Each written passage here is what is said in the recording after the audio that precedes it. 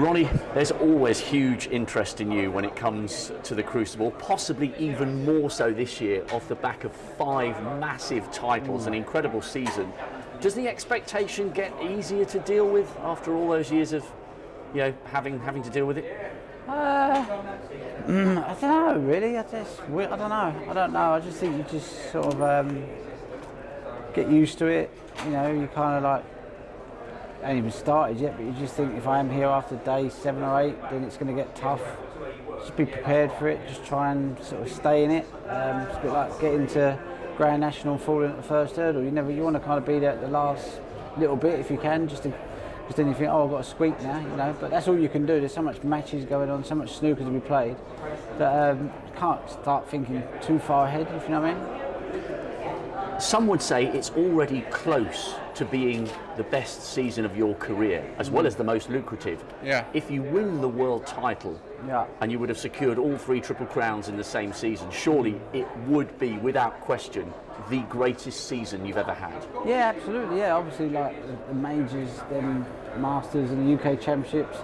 That's what everyone sort of says. In the World Championships, they all go, "Oh, they're the important tournaments." So cool. Yeah, I get that. Actually, my goal at the season was to try and really win as many tournaments in China as I could. I managed to win 1. Would have liked to have converted a couple more, so I'd have swapped maybe UK Masters to have won another tournament in China, because that's where I wanted to really do well.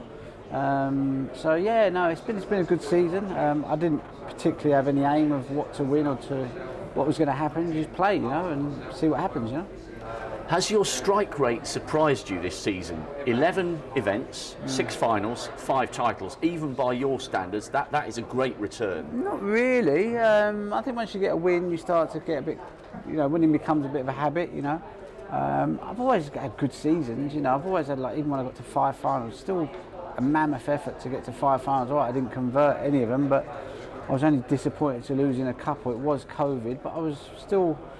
That's still a really good season. I'm 5 matches away from winning 5 tournaments, I suppose. So, I think, I've just sort of, I don't really look at my seasons as, oh, that was a good one, that was a bad one. I just think as long as I'm consistent, as long as I'm solid, as long as I'm in the running, main thing is to enjoy it. If I'm playing well, enjoying it. Not even playing well, just enjoying it, But I think enjoyment comes from feeling comfortable with your game. So, as long as that's happening, then I don't really worry about victories and stuff like that, Well, you touched on enjoying it. This is your 32nd consecutive Crucible, which means for 2/3 of your life, every April, you have come here to Sheffield. Do you still get a little buzz when you walk down those stairs because of the history, because of all you've achieved here? Yeah, absolutely. I think every match, every session you play in this venue, it's terrifying in many ways, just to go out there and and put yourself through it. It's such a small venue, such an intimate venue. The crowd are on top of you. It's sort of like it's got a different, the atmosphere. You can feel it even in the dressing room. So all that sort of takes its toll on you over a period of time. And is it enjoyable? Sometimes when you're out there and it's going great, you kind of get into a rhythm of it. Would I want to do it every week for the rest of my life? Absolutely not. I need a bit of, a few best of 7s, a few quick dusty ones. No circus, no media, none of this, not much interest. Yeah, I wouldn't want to do it all the time, but once a year I get geared up for it and you give it a go. Can you remember the first match you ever won on the Crucible stage? It was 30 years ago this month. I can't remember who it was. Who did I know I lost the first time I was here, so I can't remember who I beat. Dennis, 10-6. I beat Dennis. Can you remember I much remember about that it? match. Yeah, I remember that match. Yeah, it wasn't a great match, but I remember it. And how long ago does it feel in your memories? Does it feel like it's 30 years ago, or does it feel like, probably 15, 16? Don't feel that long ago at all. I remember playing Dennis and I remember losing to John Parrott in the very next match, but I was just happy to win a match here. To be honest with you, I'd kind of risen up the rankings. I was in the top 16, which was my main goal, to be honest with you. I just wanted to be a top 16 player, seeded at all the events. I can really plan my season then. So that was a sort of good year for that.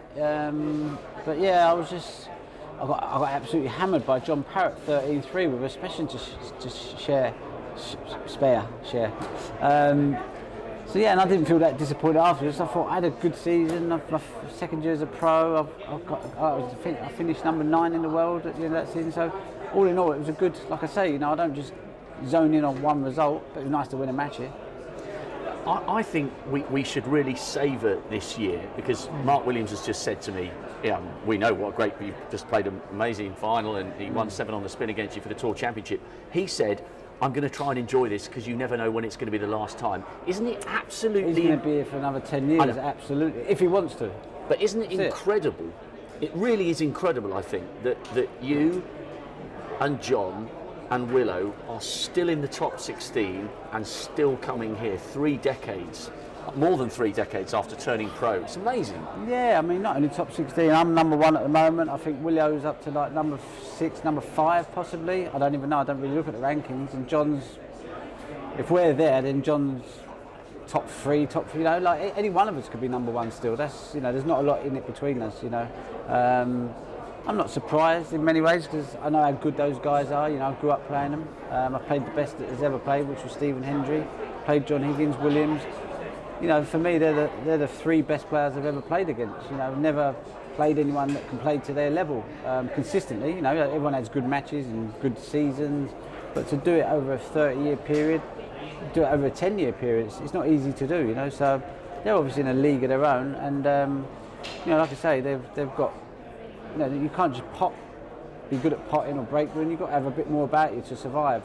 And so they've got the all-round game. So even if things ain't going great, we've got this ability to still stay in the game and keep relevant. You know. 3 great warriors still delivering at the top. Have a great couple of weeks, Ronnie. Thank you. Cheers.